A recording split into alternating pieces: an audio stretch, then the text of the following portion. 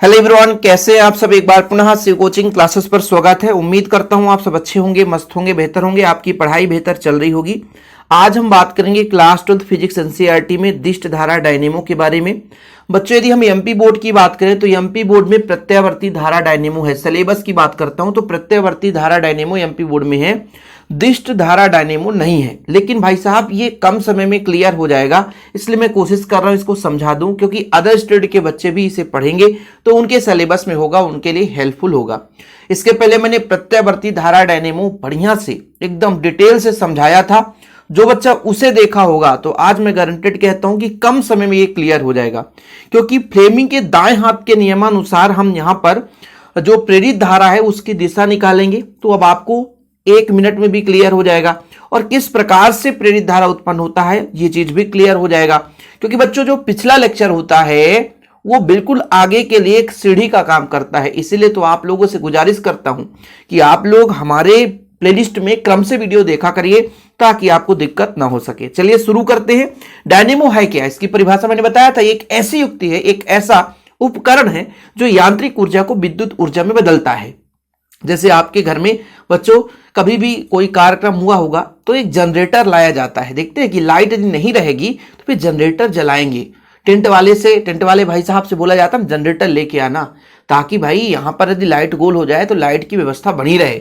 तो जनरेटर जो है वो दिष्ट धारा को बनाता है, मतलब दिष्ट धारा एक प्रकार से देता है। वो बच्चों आप लोग जानते हो इंजन लगा रहता है, इंजन के माध्यम से वो तेल से जलता है और इंजन के माध्यम से उसकी आर्मेचर कुंडली को घुमाया जाता है, फलस्वरूप वो दिष्ट धारा जनरेट करता है। वो प्रत्यावर्ती धारा जनरेट नहीं करता है। ओके, तो यहां पे दिष्ट धारा के बारे में बात करेंगे। तो दिष्ट धारा डायनेमो कहते किसे हैं? उस डायनेमो को दिष्ट धारा डायनेमो कहते हैं या जनरेटर कहते हैं जो यांत्रिक ऊर्जा को दिष्ट धारा में परिवर्तित कर देता है।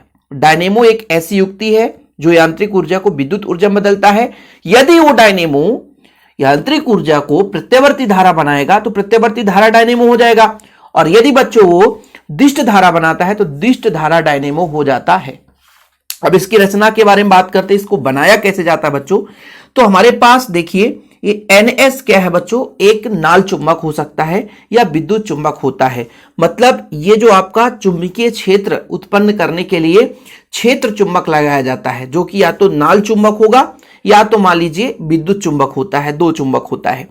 दूसरे नंबर पे आता बच्चों आर्मेचर। ये आपको दिख रहा है ABCD एक आर्मेचर है। ABCD यहां भी दिख रहा है, यहां भी दिख रहा है।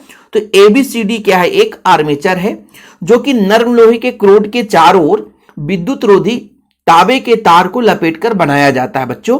और आपके जो क्षेत्र चुंबक है इसके ध्रुवों के बीच में ये अपने एक निश्चित दूरी में इसको हम घुमाते हैं या घूमता है।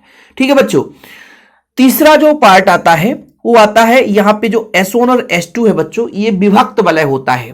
प्रत्यावर्ती धारा डायनेमो में सर्पी वलय था और ये विभक्त वलय है। ये विभक्त वलय है, समझिएगा थोड़ा सा यहीं पे डिफरेंस है कि जब हम प्रत्यावर्ती धारा की बात कर रहे थे S1 S2 तो बच्चों वहां पे सर्पी वलय था, पूरा पूरा गोल था, है ना, इसलिए उसको आगे पीछे लगाए थे। ये विभक्त है तो इसके दोनों किनारों पर विभक्त वलय। विभक्त वलय होता है क्या है कि एक वलय को काटकर 2 भागों में बांट सकते हैं। जैसे मान लीजिए आपके पास धातु का एक वलय है बच्चों, धातु का एक वलय है इस प्रकार से, ठीक है, इसको बीच से काट देंगे तो ये विभक्त वलय हो जाएगा, दिक् परिवर्तन। और इसके बाजू में ब्रूस लगा हुआ है, देख सकते हैं ये ब्रूस जैसे मान लीजिए इधर B1 है और B2 है, कार्बन की पत्ती होती है। ब्रूस का काम है कि यहां से जो भी धारा आए वो एब्जॉर्ब कर ले। तो भाई ब्रूस क्या काम करता है, आप अपने जूते को पॉलिश करते हो, साफ करते हो, ऐसे ही मान लीजिए इधर से धारा ABCD से होते हुए आ रहा है तो ब्रूस इस धारा को ले लेता है और धारा B1 से B2 की ओर बहने लगता है। लेकिन अभी तो हम इसकी रचना के बारे में बात कर रहे हैं। तो 4 पार्ट हैं बच्चों। पहला आपका क्षेत्र चुंबक है। क्षेत्र चुंबक ये देख सकते हैं NS एक क्षेत्र चुंबक है। यह डायनेमो में एक तो नाल चुंबक लेते हैं या कि शक्तिशाली डायनेमो बनाने के लिए विद्युत चुंबक का प्रयोग करते हैं। दूसरा बच्चों आर्मेचर ABCD है। यह एक कुंडली होती है जो कि नर्म लोहे के क्रोड, एक क्रोड लगा रहता है अंदर और चारों ओर तांबे के विद्युत रोधी तार को लपेट कर बनाई जाती है और क्षेत्र चुंबक के बीच में इसे हम बाह्य माध्यम से किसी साधन से घुमाते हैं। ठीक है बच्चों, दूसरा पार्ट हो गया। तीसरा पार्ट होता है विभक्त वलय। ये देखो, ये S1 और S2 है, तीसरा पार्ट है। इसकी रचना कैसे की जाती है कि एक वलय को दो भागों में बांटकर जो कुंडली होती है, कुंडली के एक एक सिरे पर जोड़ दिया जाता है। और बच्चों जैसे जैसे कुंडली घूमता है तो ये आपका उसके साथ साथ घूम जाएगा। याद रखिएगा, जो दिक परिवर्तन है, दिक परिवर्तन मतलब दिशा चेंज कर देता है। जैसे अभी यहां पर B1 के साथ जुड़ा है S1, और जब ये पूरा पलटेगा बच्चों तो ये बदल जाएगा। जो आपका B1 हो जाएगा वो S2 से जुड़ जाएगा। अभी B1 के साथ S1 टच कर रहा था, लेकिन घूमेगा, क्योंकि ये जो आपका विभक्त वलय होता है, ये वलय का दो भाग है, कुंडली के एक एक सिरे पर इसे जोड़ दिया जाता है और कुंडली के साथ साथ ये घूमता रहता है, क्योंकि ये कुंडली के धुरी के साथ जुड़ा रहता है बच्चों। इसमें ये जो आपका कुंडली है, इसमें तार जोड़ देते हैं और धुरी के साथ जुड़ा रहता है। जब पूरा का पूरा कुंडली ही घूमता है तो ये भी आप धुरी के साथ घूमता रहता है। फिर होता है ब्रूस। ब्रूस B1 और B2, ये कार्बन की पत्तियां होती है बच्चों। ये B1 और B2 साइड में जो ब्रूस लगे हैं, ये कार्बन की पत्तियां होती है, जो कि जो आपका ये यहाँ पे जो है विभक्त वलय है, इसको छूते रहता है। ठीक है, स्वयं वो घूमता नहीं है। B1 और B2 फिक्स रहता है, वो घूमता नहीं है, बल्कि जो कार्बन की पत्ती है वो किसको टच करते रहता है, जो धातु का वलय है इसको टच करते रहता है। जैसे मान लीजिए घूमता है तो उसको वो टच करते रहता है, और फिर यहां से धारा लेकर बाह्य परिपथ में धारा को भेजता है। ठीक बच्चों, कोई दिक्कत तो नहीं है। चलिए थोड़ा सा यहां पर आप देख लीजिए क्षेत्र चुंबक के बारे में। नाल चुंबक या विद्युत चुंबक होता है। आर्मेचर एक कुंडली है, नरम लोहे के क्रोड में तार को लपेटकर बनाया जाता है और क्षेत्र चुंबक के बीच में किसी बाह्य माध्यम से घुमाते हैं। विभक्त वलय, ये वलय को दो भागों में बांट करके कुंडली के एक एक सिरे से जोड़ दिया जाता है और दिक परिवर्तन के दोनों भाग आर्मेचर की धुरी के साथ जुड़े रहते हैं, इसी के साथ साथ घूमते रहते हैं। मतलब जो आपका दिक परिवर्तन या विभक्त वलय है वो साथ साथ घूमता रहता है। ब्रूस की बात करते हैं तो कार्बन की पत्तियों का बना रहता है, जो घूमते हुए दिक परिवर्तन के प्रत्येक भाग को क्रमशः स्पर्श करता है। यानी घूम गया तो उसको टच करते हुए जाता है, किंतु स्वयं नहीं घूमता। इसकी सहायता से बाह्य परिपथ में हम धारा को भेजते हैं। अब ये मैं थोड़ा फास्ट क्यों करा रहा हूं, क्योंकि भाई साहब मैंने पहले भी एक लेक्चर कराया है प्रत्यवर्ती धारा डायनेमो के बारे में, तो लगभग सेम है। इसमें ये आपका सिर्फ डिफरेंस ये है कि यहां पर विभक्त वलय लिया गया था, यानी दिक परिवर्तन ले रहे हैं हम इसको, और वहां पे सर्पी वलय ले रहे थे बच्चों, सर्पी वलय। आप लोगों को यदि डायग्राम में देखना है तो देख सकते हैं, ये प्रत्यवर्ती धारा डायनेमो था। देखिए यहां पे सर्पी वलय है, सर्पी वलय बच्चों, ये बदलता नहीं है। यदि S1 का संबंध B1 से है तो यहां भी S1 का संबंध B1 से ही रहेगा। S2 का संबंध B2 से है तो S2 का संबंध B2 से रहेगा। इसलिए इसमें धारा की दिशा बदलती है, लेकिन बच्चों इसमें धारा की दिशा नहीं बदलेगी। मैं भी आपको समझाऊंगा। इसमें यदि देखिए जरा B1 S1 से है, लेकिन यहां पर B1 S2 से हो जाता है, बदल जाता है। यहां पे विभक्त वलय लगाया गया है इसलिए। ठीक बच्चों, कार्य विधि के बारे में बात करते हैं। मुख्य रूप से कार्य विधि होता है और लोगों से कार्य विधि ही नहीं बनता है। कार्य विधि आपको लिखना है, मैं आपको समझा दूंगा। जिन बच्चों के सिलेबस में है वो यहां पे समझेंगे। देखिए बच्चों, पहला जो यहां पे जो थ्योरी पार्ट होता है कि जब किसी कुंडली के चुंबकीय फ्लक्स में परिवर्तन किया जाता है तो उसमें प्रेरित धारा उत्पन्न होती है। अब कहोगे सर ये कुंडली में कैसे परिवर्तन करेंगे? इसको वामावर्त में घुमाएंगे बच्चों, वामावर्त में। इसको हम वामावर्त में घुमाते हैं, वामावर्त दिशा में, दक्षिणावर्त में नहीं घुमाएंगे, ध्यान रखिएगा। तो वामावर्त में घुमाते हैं तो आप सबको पता है कि यदि मान लीजिए आपका क्षेत्र चुंबक है बच्चों, क्षेत्र चुंबक इधर मान लीजिए आपका N है, ठीक है, और इधर आपका S है। अब यहां पर कुंडली है, कुंडली को जब हम घुमाएंगे तो इसकी चुंबकीय क्षेत्र रेखाओं की संख्या में परिवर्तन होगी। ठीक है बच्चों, जैसे मैं एक एग्जांपल लेकर आपको दिखाता हूं। देखिए ये आपका एक कुंडली है, ठीक है, ये A कर दूं, B कर दूं और यहां पे C कर दूं, यहां पे D कर दूं। अब मैं सिर्फ इसको कुंडली मान के चलता हूं। अभी बच्चों चुंबकीय क्षेत्र रेखाएं इसके ये जो आपका AB वाला भाग है ऐसे जा रही हैं, मतलब लंबवत जा रही हैं। तो यहां पर चुंबकीय क्षेत्र रेखाओं की संख्या अधिकतम है, लेकिन जैसे जैसे चुंबकीय क्षेत्र से इसको घुमाएंगे तो इसके चुंबकीय क्षेत्र रेखाओं में बदलाव होगा, परिवर्तन होगा। समझिएगा कि N और S, N से चुंबकीय क्षेत्र रेखाएं सीधी ऐसे जा रही हैं बच्चों, लेकिन जैसे मान लीजिए अभी इस प्रकार से ये भाग है तो इस वाले भाग पर लंबवत चुंबकीय क्षेत्र रेखाएं जा रहेंगी तो अधिकतम चुंबकीय फ्लक्स होगा। लंबवत जा रही ना इस वाले पृष्ठ से, देखो ये वाला भाग है, ये वाला भाग है, उसके लंबवत है। लेकिन जैसे जैसे जैसे बच्चों परिवर्तन होगा तो इसमें चुंबकीय क्षेत्र रेखाओं की संख्या में बदलाव आएगी, क्योंकि ये वाला भाग ऊपर होते जा रहा है ना, ये वाला जो भाग है ऊपर होते जा रहा है, तो चुंबकीय क्षेत्र रेखाओं की संख्या में परिवर्तन होगी और ये पूरा का पूरा लंबवत आता है, तो ये वाला भाग लंबवत हो जाता है। लेकिन जो ए बी वाला भाग है ये तो ऊपर आ गया, तो चुंबकीय फ्लक्स का मान शून्य हो जाता है, प्रेरित धारा का मान शून्य हो जाता है, प्रेरित विद्युत वाहक बल का मान शून्य हो जाता है। चुंबकीय फ्लक्स में परिवर्तन का मतलब होता है चुंबकीय क्षेत्र रेखाओं की संख्या में बदलाव। भाई मैं ये कह रहा था कि ये वाला जो पोजीशन है अभी ये सीधा सीधा लंबवत है, ज्यादा मात्रा में जा रही है, लेकिन उसी को हमने घुमाया थोड़ा सा, जैसे ही वामावर्त में, इसको जैसे हमने वामावर्त में घुमाया तो इसके चुंबकीय क्षेत्र रेखाओं की संख्या में परिवर्तन होती है, और चुंबकीय क्षेत्र रेखाओं की संख्या में परिवर्तन होता है, फलस्वरूप इसी कुंडली पर एक प्रेरित धारा उत्पन्न हो जाती है, और ये जो प्रेरित धारा बच्चों ए से बी की ओर बहती है। अब ए से बी की ओर कैसे बहती है, तो फ्लेमिंग के दाएं हाथ के नियमानुसार देखेंगे। अब ये मेरा बच्चों दाएं हाथ है, दाएं हाथ के नियम में फ्लेमिंग ने क्या बताया कि अंगूठा, तर्जनी और मध्यमा, ये वाला मध्यमा है ना, बीच वाला भाग मध्यमा है।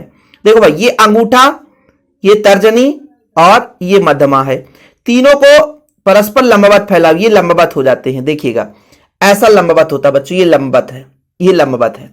अब ये कहा गया कि यदि अंगूठा चालक की गति को दिशा को बताए, अंगूठा ऊपर की ओर जा रहा है, मतलब चालक जो आपका ये भी वाला भाग है इसको ऊपर उठाएंगे, हम बोले थे ना वामावर्त दिशा में घुमाएंगे, मतलब इसको ऐसा घुमाएंगे। देखो भाई थोड़ा अलग से समझाना जरूरी है, नहीं तो फिर आप समझ नहीं पाओगे।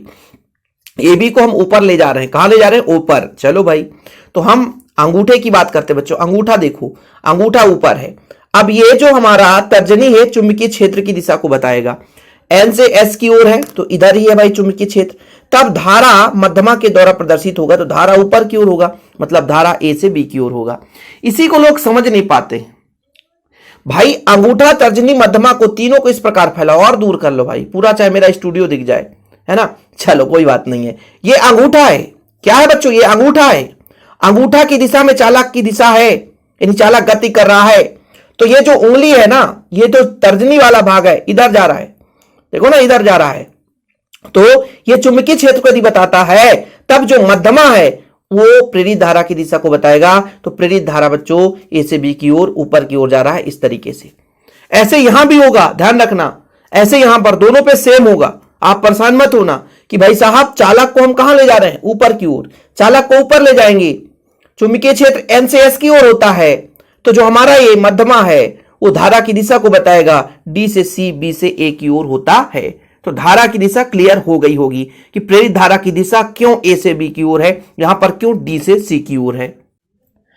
अब आप लोग कार्यविधि हेडिंग डालो और लिखो भाई, मेरे अनुसार लिखना, आपको अच्छे तरीके से क्लियर हो पाएगा कि जब आर्मेचर को, देखो भाई आर्मेचर को बाह्य माध्यम से घुमाएंगे, आपकी इच्छा है किस तरीके से घुमाना चाहते हैं भाई। मान लीजिए इसका एक भाग लगा हुआ है रोटेटर, और इसमें एक पंखी लगा दी गई, ठीक है, और इस पंखी को हवा के द्वारा घुमा दो, भाप के द्वारा घुमा दो, ठीक है, या कि आप ऊपर से जल गिरा दो पंखी में, तो पंखी घूमेगा तो पूरा पूरा वाला भाग है वो घूम जाएगा बच्चों। चुंबक रोटर और आर्मेचर स्टेटर होता है, ठीक है। ये चीज क्या है बच्चों की, डायनेमो को घुमाने वाले भाग को हम रोटर कहते हैं और स्थिर भाग को स्टेटर कहते हैं। तो इसमें एक रोटर लगा रहता है जो पूरे के पूरे भाग को घुमाता रहता है, डायनेमो को घुमाता है, उसको हम रोटर बोलते हैं। तो रोटर लगा रहता है, इसमें पंखी लगा दे, पानी इसमें डालेंगे तो ऑलरेडी घूमेगा।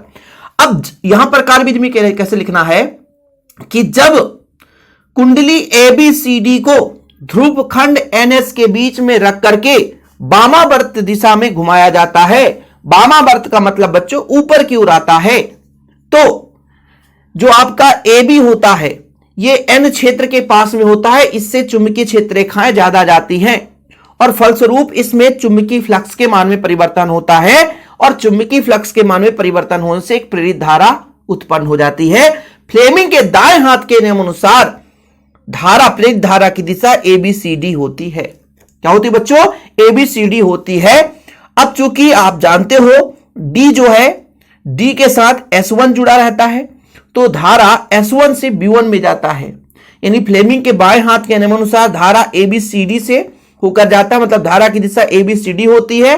फलस्वरूप विद्युत धारा ब्रुश B1 से B2 की ओर प्रवाहित होता है। ब्रुश B1 से B2 की ओर प्रवाहित होता है तो ब्रुश B1 धनात्मक मोड पर आ जाता है और B2 ऋणात्मक मोड पे आ जाता है। तो ये बच्चों इस तरीके से धारा बहता है B1 से B2 की ओर।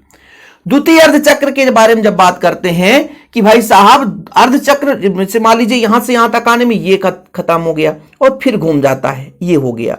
अब इस बार बदलाव आ गया, जो हमारा ए इधर था, ए बी इधर हो गया सी डी। अब फिर वही प्रोसेस बच्चों, अब फिर वही प्रोसेस कि फिर से इसको हम घुमाएंगे। भाई इसको घुमाते घुमाते धीरे धीरे करके यहां से लाते लाते लाते लाते ये ऐसे हो गया, तो एक अर्धचक्र हो गया। मतलब स्टार्टिंग में मान लो 0 था, 90 में अधिकतम मतलब 1 हुआ और ये फिर से 0 हो गया। ये प्रथम अर्धचक्र के बारे में बात करते हैं। द्वितीय अर्धचक्र में क्या होगा, इस बार दिशा बदल गई है, केवल कुंडली की दिशा बदली है, धारा की नहीं। अब इस बार क्या होगा, द्वितीय अर्धचक्र में फिर से हम क्या करेंगे, भाई ये तो लगातार घूमता रहता है ना, भाई ये लगातार घूमता रहता है। तो जैसे ही इसको हम घुमाते हैं वामावर्त दिशा में, तो फिर से इसमें चुंबकीय फ्लक्स के मान में परिवर्तन होता है। और चुंबकीय फ्लक्स के मान में परिवर्तन होता है तो भाई साहब यहां पे जो दिक् परिवर्तन है, देखो जरा, दिक् परिवर्तन बदल जाता है। S1 S2 जो है वो बदल गया। अब S1 का संबंध B2 से हो गया और S2 का संबंध B1 से हो गया, क्योंकि बदल गया ना भाई। D के साथ S1 जुड़ा था, D के साथ S1 जुड़ा है, तो D के साथ S1 ही जुड़ा रहेगा, लेकिन ब्रुश का यहां पे परिवर्तन हो जाएगा। यानी अर्धचक्र पूर्ण होने पर जो कुंडली की भुजाओं की स्थिति है वो बदल जाती है। ठीक है, विभक्त वलय का जो S1 है वो B2 से जुड़ जाता है और S2 जो है वो B1 से जुड़ जाता है। और फिर से जब चुंबकीय फ्लक्स में परिवर्तन से जो प्रेरित धारा की दिशा होती है फ्लेमिंग के बाएं हाथ के अनुसार, इस बार DCBA होता है और धारा कहां से होकर जाएगा, ये आपके B1 से ही होकर प्रवाहित होगा और B2 की ओर होगा। तो धारा नहीं बदलता है, क्योंकि यहां पे भाई साहब धारा की दिशा क्यों नहीं बदलती है। यदि मान लीजिए ये जो विभक्त वलय लगे हैं वो चेंज ना हो पाते, कि ए का संबंध इससे हो जाता तो फिर धारा बदल जाता, लेकिन विभक्त वलय ही बदल जाते हैं। वलय के बदलने के कारण भाई वलय बदल गया ना, वलय देखो जरा, धारा तो जो पास वाला ये जो सिरा होता है यहां से धारा ऐसे बह रहा है, अब धारा इस बार इससे होकर जाएगा, वलय ही बदल गया। तो भाई जो धारा आएगी वो दूसरे सिरे से होकर आएगी, तो B1 से टच कर रहा है तो B1 से B2 की ओर जा रहा है। तो दोनों स्थिति में धारा का मान सेम रहता है, इसलिए इसको हम बोलते हैं डायरेक्ट करंट। ठीक है बच्चों, यदि मान लीजिए अल्टरनेट करंट क्या होता है, एक बार फिर दिशा बदली, फिर दिशा बदली, ये आगे चलता रहता है। अब इसको ग्राफ प्राप्त करने के लिए एक लंबी प्रोसेस है, अलग से मेथड इसको कराएंगे तभी चीज क्लियर हो पाएगी। लेकिन फिलहाल ये चीज तो आपको समझ में आ ही गया होगा यार। मैंने क्या समझाया कि जब आर्मेचर ABCD को ध्रुवखंड NS के बीच वामावर्त में घुमाया जाता है, फलस्वरूप इस कुंडली में चुंबकीय फ्लक्स के मान में परिवर्तन होता है और इसमें प्रेरित धारा उत्पन्न हो जाती है। फ्लेमिंग के बाएं हाथ के नियम अनुसार धारा ABCD दिशा में जाती है और B1 से B2 की ओर धारा प्रवाहित होता है। जब अर्धचक्र पूर्ण होता है, अर्धचक्र पूर्ण होने के पश्चात भुजाओं की दिशा बदल जाती है। इस बार जो CD है वो S1 का संबंध B2 से हो जाता है और AB भुजा के S2 का संबंध B1 से हो जाता है। अब बच्चों पुनः जब इसके मतलब एक बार घूमता है, आर्मेचर जब घूमता है तो प्रेरित धारा की दिशा DCBA हो जाता है फ्लेमिंग के दाएं हाथ के अनुसार। बाएं हाथ बोला हूं तो इसके लिए क्षमा प्रार्थी, दाएं हाथ ही रहेगा भाई, फ्लेमिंग के दाएं हाथ के नियम अनुसार। यदि कहीं पे फ्लेमिंग के बाएं हाथ बोल दिया हूं तो उसके लिए क्षमा प्रार्थी हूं। ठीक है, फ्लेमिंग के दाएं हाथ के नियम अनुसार धारा की दिशा DCBA हो जाएगा बच्चों, धारा की दिशा क्या हो जाएगी, DCBA हो जाएगा और फिर से धारा B1 से B2 की ओर बहने लग जाएगी। यानी जो आपका दिष्ट धारा जनित्र होता है, दिष्ट धारा जो डायनेमो होता है, इसमें जो है बच्चों एक ही दिशा में धारा बहती है। ओके, तो ये इसका कार्यविधि हो गया। उम्मीद करता हूं चीजें क्लियर हो गई होगी और इतना समझ लोगे तो आप लिख भी सकते हो। ठीक है बच्चों, तो डायनेमो वाला चैप्टर जो हमारा खत्म हो चुका है। अगला चैप्टर प्रत्यावर्ती धारा का शुरुआत होगा बेहतरीन रूप से तैयारी के साथ। फिलहाल अभी के लिए इतना ही। नोट्स लेना है यदि फिजिक्स का तो कांटेक्ट नंबर हमेशा मैं पर्सनल नंबर देता हूं 9685299149 9685299149 मेरा पर्सनल नंबर है, इस पर आप जुड़ सकते हैं, व्हाट्सएप पे जानकारी ले सकते हैं। फिलहाल अभी के लिए इतना ही। जय हिंद, वंदे मातरम।